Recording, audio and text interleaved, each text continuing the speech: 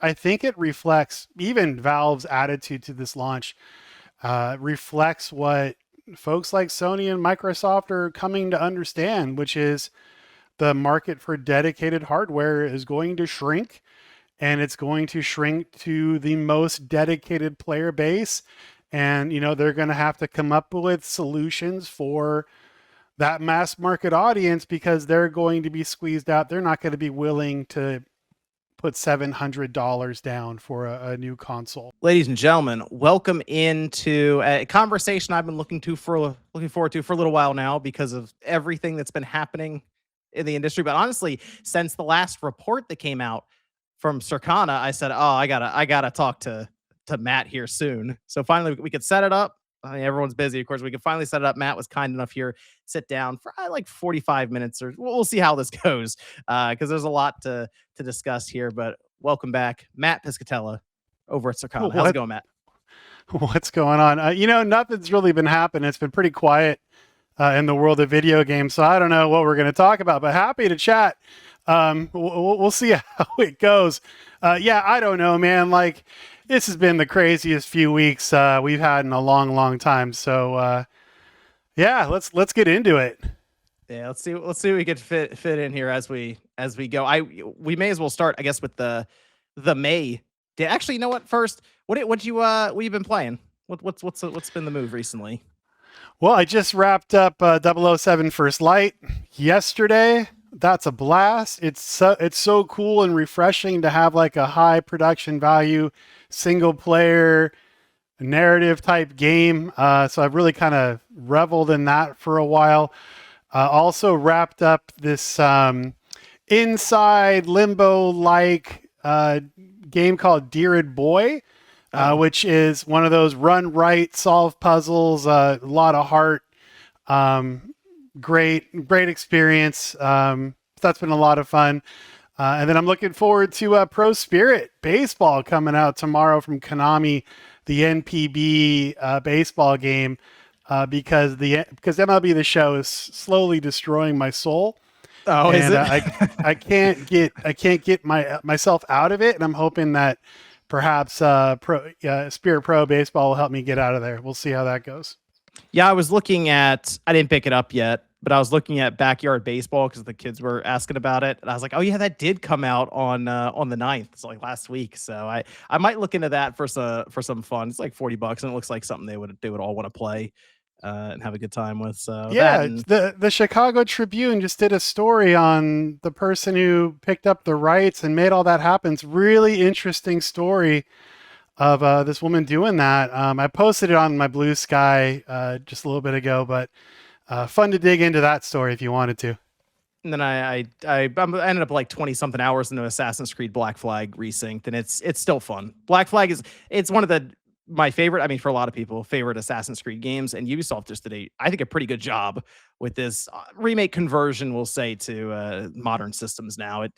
It's still fun sailing around, assassinating people as a assassin, not assassin, Edward Kenway. So I'm been having a good time with that. But I did start up Halo as I'm going to be reviewing or doing some work on that on the PlayStation 5. So I will be talking more about that here. Yeah, you see a lot of like the existential angst a lot of people are having with that game on the PlayStation home screen. It's like, it's so funny. Like, no matter how many times this kind of thing happens, people still kind of freak out about it.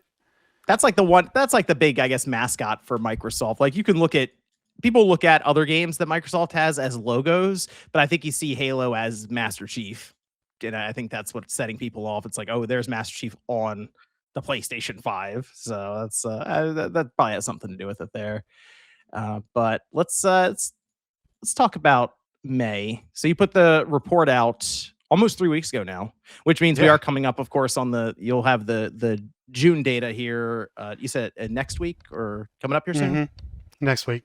Okay, cool. So I'll be curious at that, just because that's going to be a comparison to then June to June, which would be the Switch 2 comparison there. Because the thing I've noticed, especially recently, May being an example, it kind of feels like when it comes to the hardware side, the Switch 2 is kind of evening out the rest of the market because you're comparing Switch 2 versus a time where everyone knew the Switch 2 was coming out and they just didn't really buy the Switch. They were saving for the Switch 2, you know? So it was pretty easy for Nintendo and the Switch 2 to overtake the Switch 1 from the previous year. But I was looking over your post for this, and I saw you mention that in terms of hardware, this was the worst in terms of lowest in terms of May total for PlayStation since May 2000, and then for Mhm. Xbox hardware unit sales, lowest ever recorded for a May month, like in their history. Now, PlayStation, I thought about that and said May 2000 in the US would have been when we knew about the PS2 because it was out in Japan and the PS1 was on the market. So everyone was waiting for the PS2 to come out and just kind of saving their money. That felt like a very concerning couple of sentences there that you put out. Yeah, and I mean the point of all that is like if you look at the raw percentage change numbers versus last year when it comes to the hardware market, you're thinking, wow, everything's great. I think it was what 37% growth or something year on year in hardware spending for year to date ending May. And so your default will be like, okay, that's good. But when you look just a little bit under the surface, like you just did, things look a lot rougher. And you know, you're right. June is going to be an extremely difficult comp going against the Switch 2 launch. It was a massive launch last year, and of course, Switch 2 is still the second fastest selling hardware in U.S. history, behind only the Game Boy Advance. So it's going to be an extremely difficult comp in June. And then on top of that, you have especially the PlayStation 5, which is post price increase. You know, you're seeing a real reduction in the number of units that are being sold compared to before the price increase. You know, the average PlayStation 5 in week ending July 4th, I think, was an average of $710 when you mix all the models together in the US. So this is a really expensive system now, and that's really taken a bite out of the sales trend that had been going pre price drop. And of course, the Xbox Series had already had that happen to it a couple of times with its price increases, and it's, you know, kind of stabilized, but at a far lower weeks per unit metric than say PlayStation is. So you have, you know, you have good news and you have some bad news and you have a lot of things mixing in. I think we're going to get a better picture in June. And then of course, like the real test for Switch 2 will be in September when its price is scheduled to go up, and we'll have to see how the market reacts to that. But it's been tough to sell hardware recently, to say the least. So we're starting to. Do you think we're starting to see a point where we're figuring out where the price you turn the dial up so much before things start to, I can say break, but slow down in terms of number of units. And it kind of feels like for, I guess, the PlayStation, once you start to get to the floor at 600, people think a bit more, I guess, at the cash register if they're deciding to buy it or not. Yeah, I mean, the concept of price sensitivity, which is, you know, the willingness of a consumer to buy at different price points, and that's going to be different for everybody, but you can basically average that out over a large enough sample of people, and you can estimate, you know, where sales may end up depending on the price point. And these companies aren't dumb. They know that raising prices isn't going to lead to more units being sold, right? And I think some of the other things you're seeing in the market right now reflect that accepted reality that in the world we're currently in, and are likely to be through 2027 if you ask some people, and if you ask other people through 2030, you know, maximizing the current install base, trying to increase total spend by the customers you do have rather than trying to bring more new customers in because of those high price points. That's where all that kind of mingles together. But I think what we've seen, at least for PlayStation and Xbox, is, you know, after these price increases, we've seen the floor.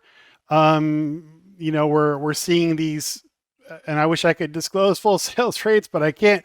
But the sales rates, the run rates are basically stabilized at this point at these higher price points, but they're at a lower point than they would be if the prices were lower, as you know, as you'd expect.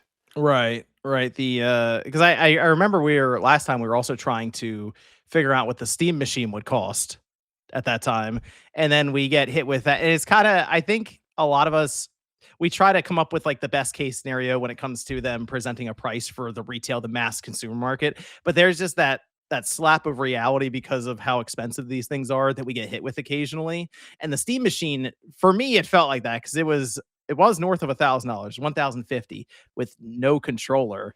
And I saw that. I said, "Man, it doesn't even come with a controller." So that felt like it kind of broke a lot of estimates that we had leading up to its announcement and release. Yeah, especially early on, right? Because it was a different world then before the component crunch and everything going on there, right? I mean, you saw price estimates between, I think some people had it at 400. I think I was at 600 or something, Yeah. and you had other people a little bit higher. Of course, those started ticking up over time, and $1,000. I mean, but I think it reflects even Valve's attitude to this launch, reflects what folks like Sony and Microsoft are coming to understand, which is the market for dedicated hardware is going to shrink, and it's going to shrink to the most dedicated player base. And, they're going to have to come up with solutions for that mass market audience because they're going to be squeezed out. They're not going to be willing to put $700 down for a new console, right? So, how do you bring those players into the fold, whether that's through subscriptions or cloud or whatever the hell they're going to come up with to try to do that, and whether that'll work or not? Yeah, I have a lot of thoughts on the idea of them approaching next gen multiple different ways. But the thing that does stick out to me is these next systems. I don't think are going to be cheap at all. No, Like, no. because you mentioned it was another world, and then I think about it, I was like, yeah, it was like a year ago. Like, it Yeah, was last year. We were thinking, oh yeah, this when leading up to even the Steam Machine being a thing, and they were going to go with it. We weren't thinking, oh, Valve would do $1,000 plus no. system, to put out there. So I think about a year from now where RAM companies like SK Hynix, who may have some incentive to tell people that things aren't going to be great next year into 2030 because they want to sell more expensive RAM to these companies. But the way that they paint the picture of it's actually not going to be great. And then Microsoft says RAM prices will double by the end of this year, and then it'll probably double again next year. I do have legitimate concerns that they're going to be forced into a situation where even subsidizing a PlayStation 6 box, it would be like $1,000. Yeah, I mean, if you look at the component breakdown, depending on who you ask, the Steam Machine's basically being sold at cost, depending on who you ask again, or very close to.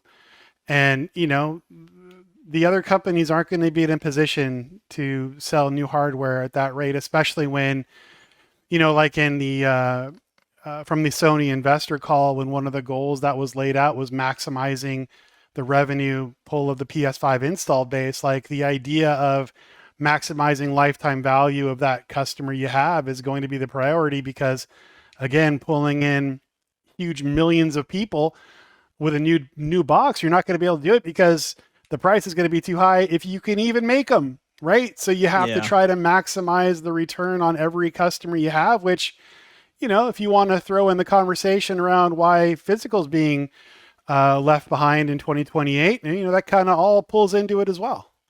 Yeah, that was a pretty big announcement, obviously, from Sony, that is still ongoing, by the way, in terms of the reaction and the pushback online. That January 2028, Sony will be moving on from I'll say mass manufacturing, because they did say that or Yeah. at least it's gotten out there. They'll still be able to produce discs for already released games if they need to be a reprint or what have you. But for the most part, they are moving on from it, which kind of signals the PS6 is going to be primarily a fully digital system at that point, Mm-hmm. which it did make me, for a split second, I'll admit, I thought about sales trackers like Circana, and but then I realized you're able to track digital sales for PlayStation, or for in terms of publishers as well. Like, I know it's dependent at times on them, but you're able to like track all of that. Yeah, it differs between publisher. If they're a participating member of our sharing panel, like, then it's the actual point of sale data. Otherwise, it's estimates, which, folks are just going to have to start leaning into more, because these companies are going to start really trying to lock down all this information, like all tech companies do these days, that, especially the ones that aren't public. So yeah, I mean, it's a huge challenge, not going to lie, working through that, trying to figure that out. I mean, what was interesting to me though about the announcement was the way it was done. in publishing, right? I was in publishing for many years at Warner Brothers and Activision. In publishing, you would get partner emails that would come in that looked like the announcement on the PlayStation blog. It's like, here's this thing we're doing, here's the effective date. You know, usually it's a please reach out to your, your care specialist or whatever the hell they call that person with questions or concerns, right? They'll sometimes throw those out. Throwing out that blog post in that format to the public with, nothing about how digital ownership might change or any kind of like, hey, we know this is a big deal for a lot of people. There was like very little there. That was a little surprising. It perhaps they didn't really realize just, the reaction that they would get from doing the announcement that way. Yeah, it did look very basic and formal, and they haven't said anything since then. They have basically ignored it completely. It felt very, I guess, cold and calculated compared to having a personality of some kind of break the news. But then also it's the thing that surprised me is there usually you have something that's like, here's some bad news, but then here's some good news. Try to like Right. pair it together. Like, hey, it is going to be a digital future coming up, but here's all the cool things we have in store for the digital side. Maybe when it comes to true ownership of digital goods, unique tracking, the ability to lend those digital games, a return policy for us, just like some of the basic Something. stuff even. Yeah, that's what, this reading that email, I'm like, well, that's an email I would have got from an ops person, 10 years ago. Like, hey, here's the timeline for this thing we're doing. But the way it was put out to the public that way was a little surprising. Like, it just seemed very matter of fact. And yeah, it's just the thing we're doing. Um, like, okay, like, you should, maybe that the reaction should have been expected or anticipated. I don't know. But it's been interesting to watch, I guess you'd say. They they also mentioned the idea of digital at the retailer, which I assume is going to be like GTA 6, which we can get to in a minute here, but a code in a box, one of those little cards that you hang on the wall, I guess, at the gift card section. I'm not really sure how they would approach that necessarily and still make it kind of appealing to people walking in and buying them. Yeah, you have code in box. You have what they're called point of sale activated cards, like the POSA cards, like you mentioned. There's also digital codes on receipt that some retailers have been selling for a long time. There already are a bunch of games in the market that use digital code in box. Just off the top of my head, Mario and Rabbids, Sparks of Hope is a digital code in box. There's a few others, but nothing at the scale of like Grand Theft Auto. So, and we'll see. Like, perhaps retail's okay with this, or they will be. Perhaps they won't be. Will be really interesting to watch, especially how retailers manage price points, and how things like the licensing of the discs are going to work, and how things like back end rebates and all those price protection type things that are the behind the scenes retailer stuff, how all that's going to work in a code in box world. We'll see. Yeah, the digital future, I think, shocked a lot of people to be happening as soon as 2028 now. Mhm. And there have just been so many questions around how this would even be approached in the current state of a lot like the companies with Sony and Microsoft. I mean, Microsoft's going to do it as well. Oh They yeah. probably, I'm surprised they didn't make the announcement before Sony at this point. I mean, maybe they would with Helix, but There's only so many rakes to step on. You yeah, have that's to true. take your time as you're moving between the rakes, which Were seems you to be the Were you plan. surprised? Because I've asked you a couple of times. Actually, I think every time we've come together in one of these podcasts, I've asked you about where we were with the digital physical split, and you kind of been like, yeah, it is mostly digital now. Were you surprised at all that Sony? I mean, other than the formatting of it, the 3 paragraphs and Sid Schumann's out after that, were you surprised that they just threw it out there now and that it's Yeah, and the happening in timing, I 2028? thought the timing was, or the 18-month window was pretty tight. I was assuming they'd at least like pretend to care about physical for another generation by having add-on drives or some ability to do that or something. And perhaps they'll still have an add-on drive for backwards comp. Who the hell knows? But I at least thought that they would give it, especially for those territories that don't have the internet infrastructure, um, in those areas of the world that could really use physical discs and really rely on them more than some other territories. But again, that goes back to maximizing consumer value, which is basically where it all comes back to. But yeah, I thought we'd had one more generation at least, but I thought within the next 10 years it'd be done. Now it looks like it's going to be a lot faster than that. So yeah, I was surprised. Yeah, like I wasn't really I kind of figured by the time the PS7 rolled around, whenever that would be, that it probably would be all digital. I mean, that time Yeah. we've gone through the PS5 and the PS6 already kind of looking over our shoulders like, oh, okay, digital's coming up. It's just it felt like more of a band-aid rip that I think was necessary for it. You kind of I almost feel like the market was gonna just take care of itself throughout a PS6 generation. Just to be like, we would have gotten down to single digits for people like me who still I'll buy digital games too, but I do buy physical if I have the opportunity to and it's Oh there. And yeah. Well, you and um your audience, of course, is like one of the most physical, forward and appreciative audiences out there, right? Just looking at polls mhm, and the comments you get, it's like your audience is very, very attached. I respect it. I get it.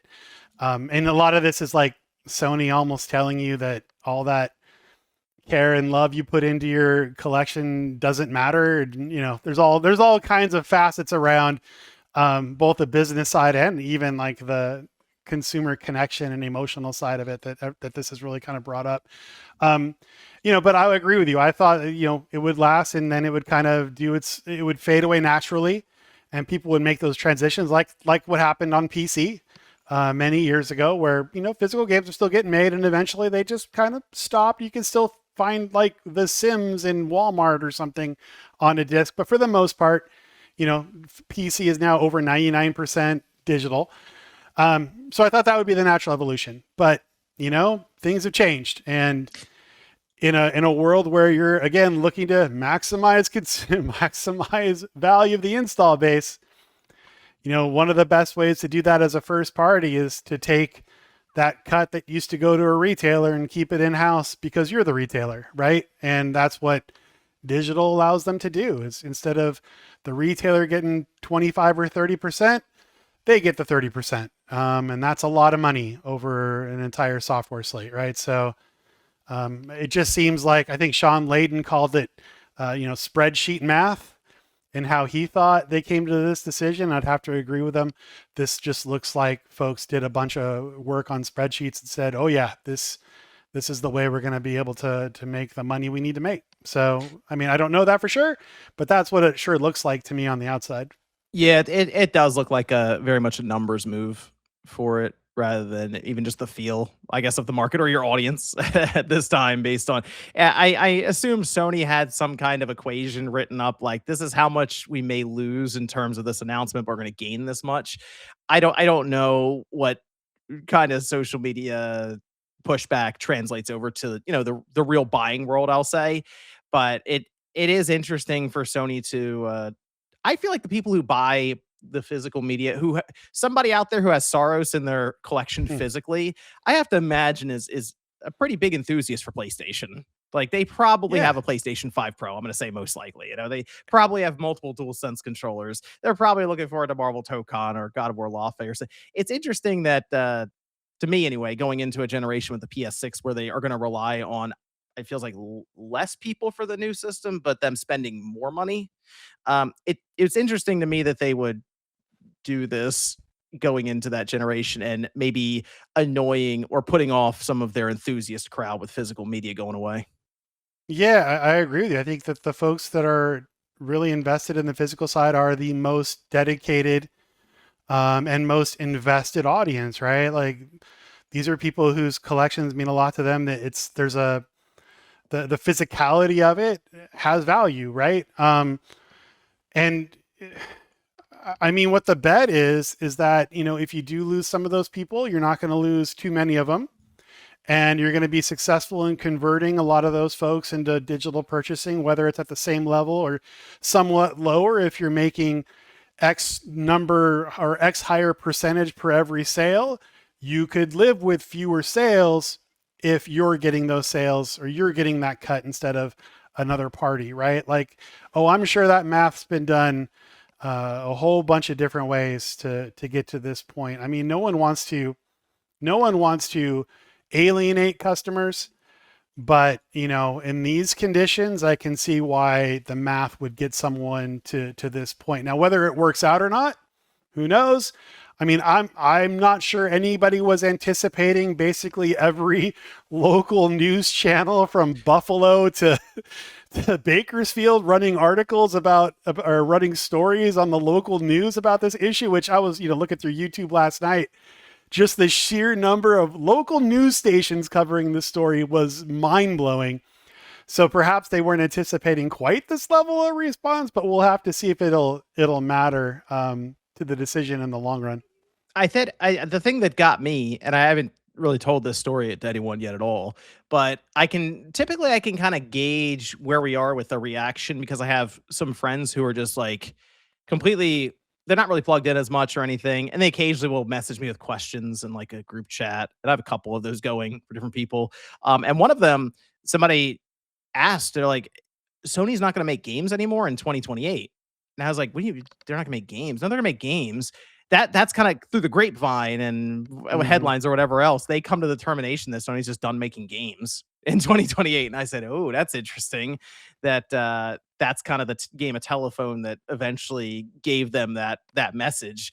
I don't know if everyone's getting that message, but occasionally, like I said, when I get that text or that message from somebody out there who occasionally looks at games, maybe buys Madden or Call of Duty or some random title, are under the impression that maybe they need to find another system or do something else. So it's interesting that Sony really has not said anything else. It's just the three paragraphs, and that was it. Yeah, and the stories kind of run its own course, right? Mhm. I mean, you'd be surprised though. Like we're so like into, and I'm sure the people watching your channel are just so into the gaming news and so invested that you're really down into the weeds on a lot of this stuff. Whereas like the mass market, you would think that everyone in the world knows that Grand Theft Auto 6 is showing up, but a majority of video game players know it's coming, but there's still more than a few who have no idea, have no awareness that Grand Theft Auto 6 is even coming. Yeah, That's that's just true. part of it, right? That mass market, unless they're being told by a friend or they're seeing messaging, they're not seeing this information, right? And so you're right that that game of telephone can be pretty damaging to the opinion of the mass market. It kind of like the Wii U. I remember went through something like that where people thought it was just the tablet and there wasn't a system. The Xbox One, while that initial announcement wasn't great for them with what they were trying to do, that also spiraled out of control, went absolutely nuts Mm-hmm. with something like people thought the Kinect was going to be spying on them for the government and you had to have it plugged in. I remember that. So it got kind of ridiculous there for a while. So that's something I just, for Sony's communications that have been kind of non-existent, they may want to think a little bit about that. I'll just say in the next, I don't know, week or two. Just put it out there. I mean, maybe But they were hoping that the Xbox story would kind of wipe this off and yeah, just kind of, move into the next horrible thing happening in the games industry, but that hasn't happened despite Microsoft's best efforts. Uh, but what it, yeah, this is one. I mean, when you're most engaged and most energized part of your fan base is this unhappy, that's generally not great. Despite if it makes all the logical business and math sense in the world, like there is a component of this that's also human and emotional. No matter how much video game companies would like to get rid of that too. yeah. My thing is I think right now, like in the short term, Sony won't really feel too many effects of this because they have 90 something million PS5s out there. My concern would be when they start talking about the PS6 and they try to launch a premium price product, like more so than usual, and then they ask people to buy it. That's when I think they're going to see if this had a serious effect on, we'll say, their goodwill in the market or not. Yeah, I mean, based on everything, all the conversations I've had, and just looking at things, I think everyone's horizon, their planning horizons are compressed right now. Just trying to figure out what to do in the short term while you're trying to play out the long term because of the rapid changes driven by what we're seeing on the component side. Like we're seeing things in the market now we've never seen before. We have to understand how players are reacting to these things, and that will fuel like the assumptions built for the next systems. But like, I think a lot of companies just kind of in what the hell do we do now because of what's happening so quickly and things like component prices, right? And okay, we'll worry about more later. We're just trying to figure out what the hell to do right now. I don't know. We'll see. We've mentioned GTA 6 a couple of times now that it's been announced to be mostly, I mean, it will have a physical presence in stores. It's going to be a code in the box, no disc for that. And they're going to even launch it a week before just to make sure everyone gets a chance to preload it with the little paper that's in there. But they did, I mean, they gave us a price. It's an $80 game. And then there's like a deluxe edition that has stores and certain other things that are locked behind the $100 edition. And I 80 was where I was kind of expecting it to show up at for price. But I will say this, it kind of feels like $100 game just based on some of the stuff that they were advertising for it. Whether or not it is a game that people just go all in on right away for 100, or they buy it for 80 and then see how necessary some of those stores are. The thing that struck me that it was a little surprising was them just making it a digital game. I again kind of thought we had a disc-based GTA 6 ready to go or waiting in the wings for the holidays, and it's gonna be a code in the box. Give you code in the box, and we'll have to see when that more casual player or the player who's not as invested. Perhaps they play Call of Duty and Madden every year, or Call of Duty and EAFC or whatever. They roll in like new GTA, cool, buying it. They get home, there's a code, weird, okay, plug it in. Wait, I can't play for a week? Like, that's going to be interesting to kind of get the read on that. Oh, yeah, I didn't think of that. Yeah, that's a good point. Like, are they going to try to return it or something? Like, there's all these weird little outlier situations that can happen, but the reaction to that, how retailers are going to react to that, will be interesting to see. Like, this is just nothing like this has been done at this scale before. And really, if it succeeds, then it clears the path for any other game that wants to go this route. If it stumbles or there's weird things, then it gives an opportunity for retailers and publishers to figure that out. But yeah, it's gonna be wild to see just the reaction to that in the marketplace, and how people that aren't as invested and knowledgeable what's going on in games trying to figure out and navigate that will be interesting to watch too.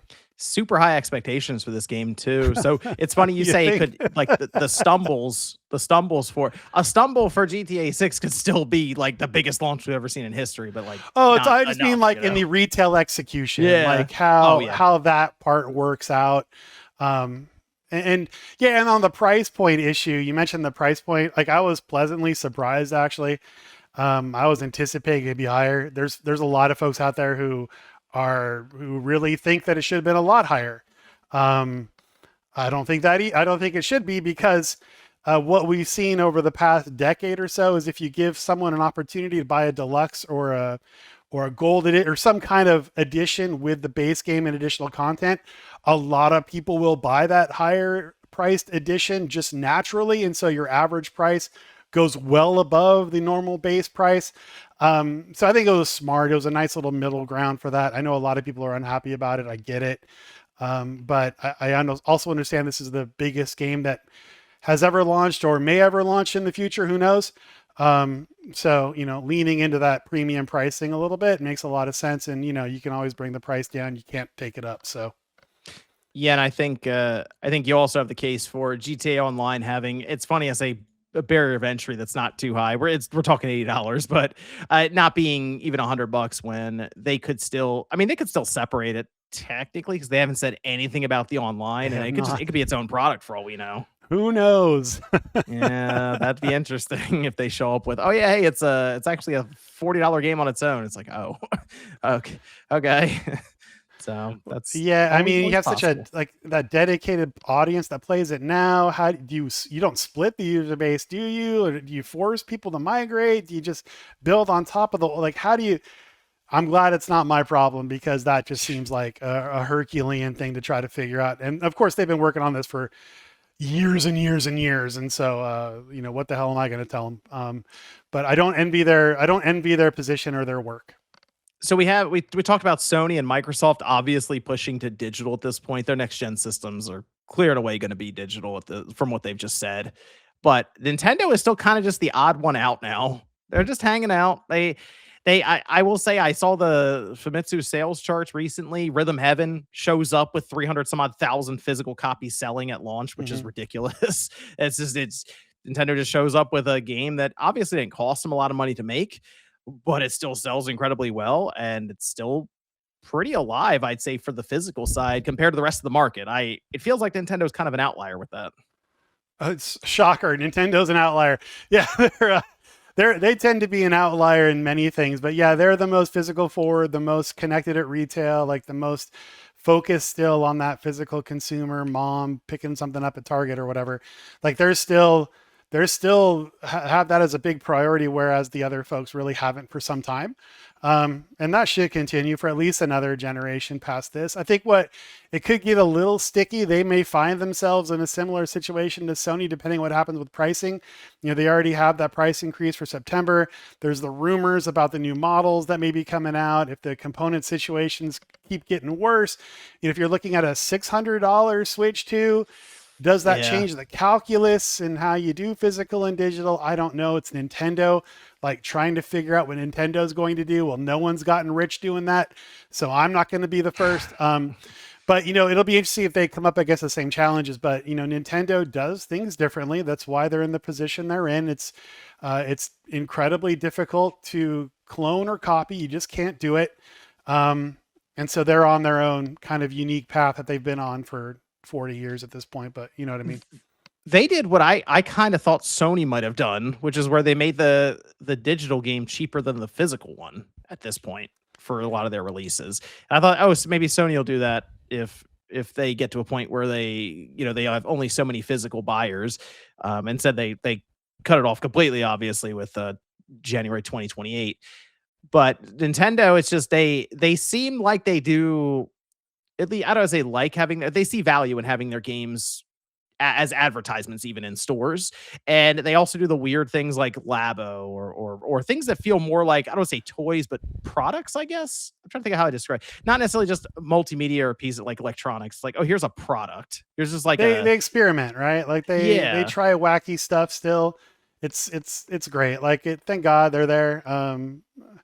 And providing this kind of different look, and they know that their audience is a little bit different than say a PlayStation in terms of like being more focused on the family, focused on getting the parents and grandparents to gift, and getting everyone playing together, right? That's kind of like one of their big pushes and what they've focused on for a long time. And so yeah, maintaining a physical presence. And you're right, it is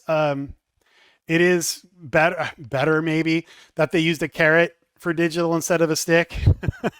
Like That's if you true. buy That's digital, it's true. a little bit cheaper. Like, hey, it's an incentive rather than a whack across the back. So that's we'll have to see how that evolves over time. But a lot of people that buy Nintendo still like buying physical in Japan and even in the US.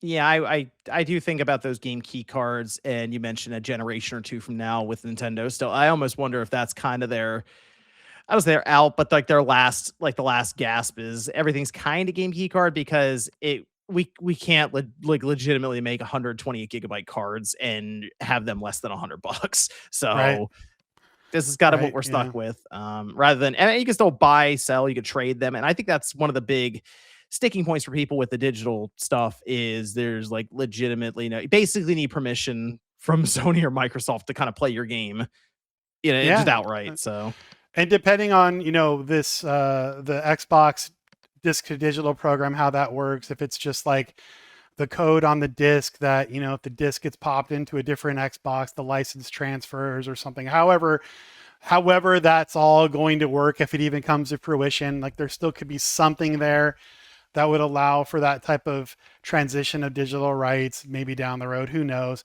But Sony right now, like I don't know how they'd even start to do that kind of thing or how to mm, do a disc to digital for Sony. But like we're so far down the speculation road on that type of thing right now, I don't even know if they know what they would do about it. I've seen like my local Walmart, for example, I have seen the Xbox section shrink more and Mhm. more over the last year, maybe 2 years, to 10 years where maybe, like yeah, it's gotten yeah, smaller but and it's smaller. now I will say there's like one little row of shelves of Mhm. just like games and then controllers. And then I don't even see the systems there. They advertise they have them, and I don't see them like behind the glass or anything. And I've actually seen Nintendo section continue to grow.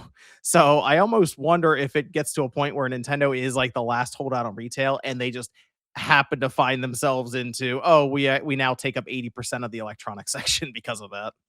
Yeah, I mean, why not, right? Or you're just carrying some accessories and maybe a couple boxes, but you're focusing on those platforms that can provide the most return to you as a retailer, right? And so Mhm. if Nintendo's the best partner for that, then you're going to, do whatever it takes to help them succeed, right? It's be your natural position as a retailer. Xbox had they had a week that was and this because we Yeah. talk about the Sony with the cutting off Blu-rays in January 28, but now we're Xbox shows up with their own like bad news with everything on fire around their like their big reset. Ash Sharma announced a 100-day reset a while ago, and now it seems like she's actually acting on that with 3,200 positions throughout fiscal year 27 that'll be eliminated, but 1,600 roles right now, or at least at the time when they made that announcement last week. Compulsion Games, Double Fine, they are spinning off, becoming independent, but they got to keep their IP and their catalog of games, which is cool. Ninja Theory and Undead Labs, they found new ownership, which I think we're still waiting to see who even put the money up for them on that regard. And then Arcane, they're exploring matters. Seems like Blade, we got more information on its budget, which was near $100 million, and they went over it. And I guess that's it for them. So that one was a weird one to hear about that with Blade, but then Obsidian lost 60 to 70 employees according to Kotaku. And when I started to hear about all the weird stuff at management, 14 layers of management getting cut down, it did sound like I don't know what was going on at Xbox before, but it sounded like they were just kind of all over the place as it was. And maybe that's just the number of studios they acquired, and it's a significant amount of people they're trying to manage, but it looked like a mess that was, or at least a spider web that was trying to be untangled there. What did you think when you saw all this stuff going down around Microsoft, just cutting jobs, reorganizing the whole thing? Um, well, first off, it's tragic. It's awful that 1,600 people are out of work today. And it's almost worse that there's 1,600 to come, but no one knows when or where those are going to drop, right? So you're even if you're there, you're working with an axe over your head, right? Like who's next? Am I going to be next, right? So that's got to be a really tough environment, and I just feel for not just the developers, but even all the people on the ops side or on the retail support side or doing data analytics, which there were some cuts there as well that no one really mentions, but is closer to my heart. So that's really tough. So I think all of this mostly boils down to the goal being set several years ago of turning everything into a subscription type of program across Microsoft, right? There was a big push for 365 subscriptions. Everything was turned around towards delivering recurring revenue, right? And the goal was given to the team to turn the business into that. And so, what do you do at a business? You do what you're goaled on, right? If you have a certain set of goals, you do everything you can to meet those goals. And if there was a subscriber goal, like Phil Spencer kind of alluded to a few times, then you do everything you can to build subscribers, and you do things like try to bring the biggest game in the world to your platform to do subscriptions, right? Problem was the mass market didn't care. They kept playing the few games they played. They weren't interested in playing a lot of different games every single month. And, Game Pass subscriptions went to the most loyal and dedicated audience that might have bought a lot of those games if they weren't part of the service, right? So it was a misalignment between the goal and the audience, and it broke down. And now they're trying to break things apart in order to rebuild it to better align to the needs of the audience. And however they plan on doing that, we're going to have to see, right? So, like, I don't know. Was it a mess? I mean, obviously, it wasn't doing what the organization wanted it to do in terms of Xbox, right? So you break it now. Whether like the easy thing to do is to blame the people that got let go. It's all their fault. They made a huge mess. They screwed everything up. I'm here to fix it and make it all better. It's a little more nuanced than that, and we'll have to see just how much they fix or how much they continue to break. I don't know. Yeah, that's usually how it is. If somebody takes over, they come in and I'll say throw the old management all under the bus, but goes, "Hey, It's I'm here part to of the I'm game, here to make right? it better." Like, no matter what, if you get rid of somebody, it was all their fault, and now I'm here. It's going to be great. And then sooner or later, it's your fault, and you're out. You know what I mean? It's just that's how corporate works. Yeah, there's so much discussion around Game Pass, and I mean the way Microsoft is kind of moving now sort of feels like they needed a lot of studios to release a large cadence, like just game after game after game to keep feeding Game Pass.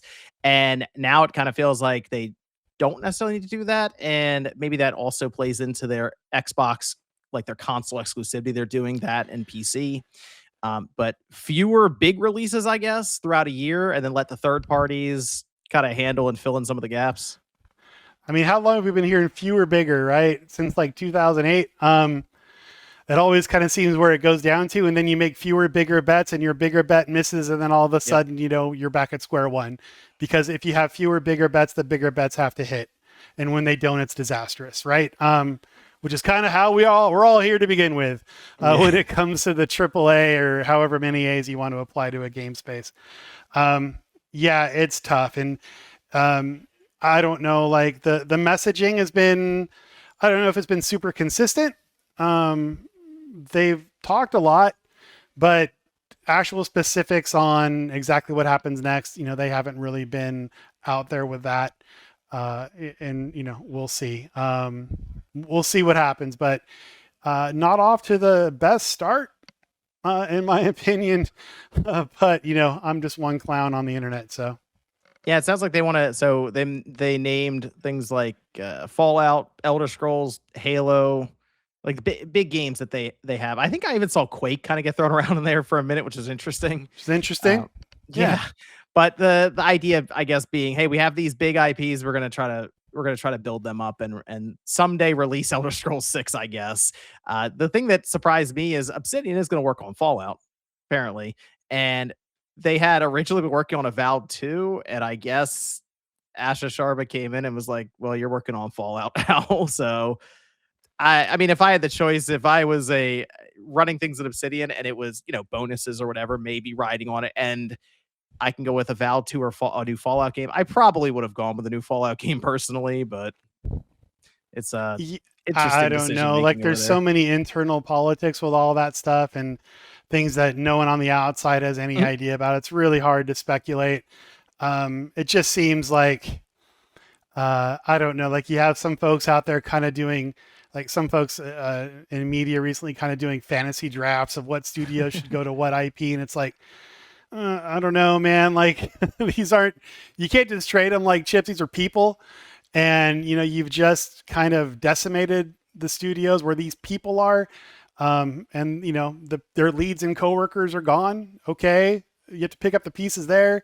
And then all of a sudden, 1,600 more people are going to be gone soon. Well, oh shoot. Am I going to be gone? Is my coworker going to be gone? Like, so like, I don't know, man. I don't know if it's really that easy to just say, okay, you're now making Fallout and things are going to be fine. Like, I don't think that's how this works, but yeah, I guess they're going to attempt. I mean, I guess Josh Sawyer's work is leading the way there with them. I assume it seemed like they laid people off, I guess, maybe from previous projects that are not coming out anymore. It's hard to say how the studio dynamic works. It's hard to say. And of course, everyone's going to do the best they can to try to do the best job they can to deliver the best game. But like, these are really tough circumstances that the folks at Xbox that are still there are going to find themselves in. Like, I don't envy them, man. It's got to be a really tough place to go to work right now. But I'm sure they're going to continue to try to chug along, just like everyone in games does. So last thing I have for you, Matt, going into 2027, is there anything like big to pay attention to? What's next, right? Like, so here we got GTA 6, right? We've been talking about it for years. It was like, get to 2025, Grand Theft Auto 6 is showing up, and then it was this year and it's going to be okay. Now it actually might show up. I think it was even 2024 at one point. Anyways, it's finally going to go show up. And then like 2 weeks later, someone's going to go, okay, well, now what?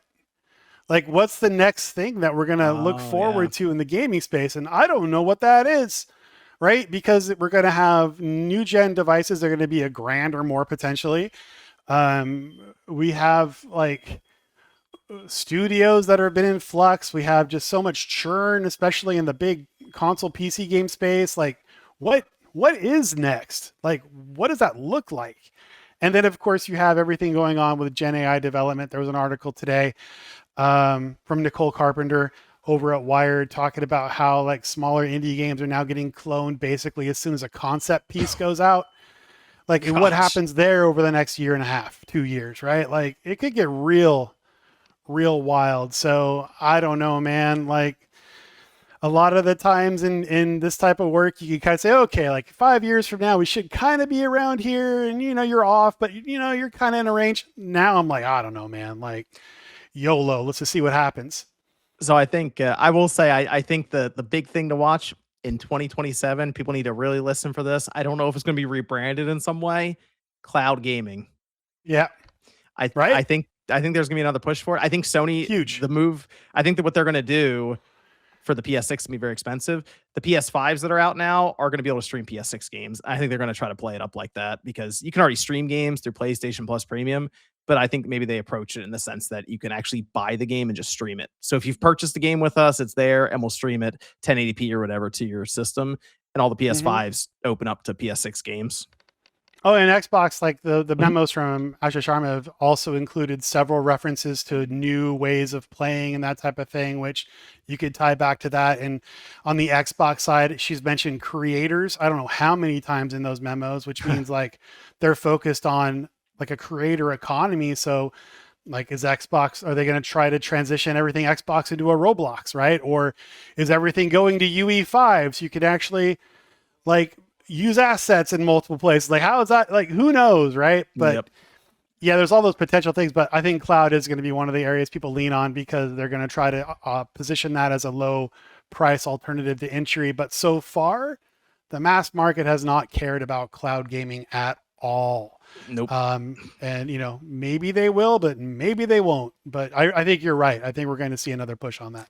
I think you get them to all digital, so they just press a button for an icon to launch, and then it's a pretty easy, I think, sidestep then to cloud where you press a button and it launches anyway. So I've been thinking about that. It's like, okay, all digital, then cloud. That's like And the then you steps. control everything soup to nuts, right? You control Yep. all of it. And I'm sure that's where they'd like to be. Yep. That's it. Hey, 2027 coming up. It's gonna be fun. It'll be fun. At least interesting. At least interesting. Interesting. We'll see about the fun. Wow, this is a real downer ending to it. What do we got? We got to end it on a little bit higher note, don't we? Yeah, we can end it on a higher note. How's the next playground doing now? Let's how's baseball season going for you? The Padres are terrible. But Okay. eSpirit Pro Baseball is showing up, which looks pretty good. And Backyard Baseball just showed up. So big year for baseball games, which have been pretty good. So I guess we have that going for us, which is nice. eSpirit Pro Baseball. I see it here. Yeah, there it is. Look at Man, that. it looks pretty good. First time it's being brought out in the U.S. in English, which is cool. All the NPB teams, a little Shohei in there. Looking forward to it. I'm looking forward to having opinions about the NPB When's it coming out? tomorrow. Oh, it is. Okay. Yeah, I'm geeked up. Look at that. There it is. 2020. Yeah. All right. Cool. Oh, interesting. I always hear about like the show and that's the baseball game. So it's kind of cool to see some of these other ones pop up. Yeah, it looks really solid. Presentation wise, gameplay wise, it looks solid. It doesn't have the MLB licensing, which is always like tough for U.S. sports games, but international baseball has taken a big surge lately, and I know there's a lot of people that would love an alternative to the show, and so we'll see how it does. Okay. Very good. You're picking that up day one, I assume. I'm ready, man. I'm gonna go West Ham Fighters. I think that's what they're called. I'm not sure. What system were you playing that on? It's PS5. It's even PS5 Pro enhanced. So Oh, interesting. Okay. yeah, And it's also coming out on PC. It'll be the only like kind of baseball sim like it on PC, recent one at least. So that'll Oh, be fun. good stuff. Good stuff. Let's see. Is that Konami that does that? Yeah. Oh, it is, man. Konami. I got to give Konami some credit. They really are making that comeback. They've been on a run, man. Darwin's Paradox, by the way, fun game they put out earlier this year that no one played. Delightful. That's the octopus game, right? Yeah, delightful little Pixar looking kind of adventure-y platformery thing. I enjoyed the hell out of that game. That was great. And more people should play it. Well, I'm ready for Metal Gear Collection 2, Master Collection 2. I'm go. ready for Metal Gear Solid 4. Bring it on. Thanks for joining me, Matt. I appreciate it. You're over on you're at Circana. Have your social media link down below. Anything else you want to let the good people know? Yeah, coming up. Don't be on social media, but if you are, I'm over on Blue Sky. We can chat games and see what happens. Have fun playing games. Don't, just enjoy it, because who knows how long. I'm just kidding. I mean, I have like a wall of like happy games. I could grab like some random like GameCube game or something. Oh, hell yeah. Gotcha Force or Twilight Princess. I have like random stuff over there. The good days. Man. The good days. Thanks everyone for joining us, though. We appreciate it. Hopefully you guys enjoyed a little conversation we had here. And we'll be back. I'll get Matt back on. It's always good to talk about this stuff with someone who's as plugged in and has a lot of the kind of the data mindset as you. So I appreciate it, Matt. Thanks for joining. Oh, and thank we you. will see you guys next time.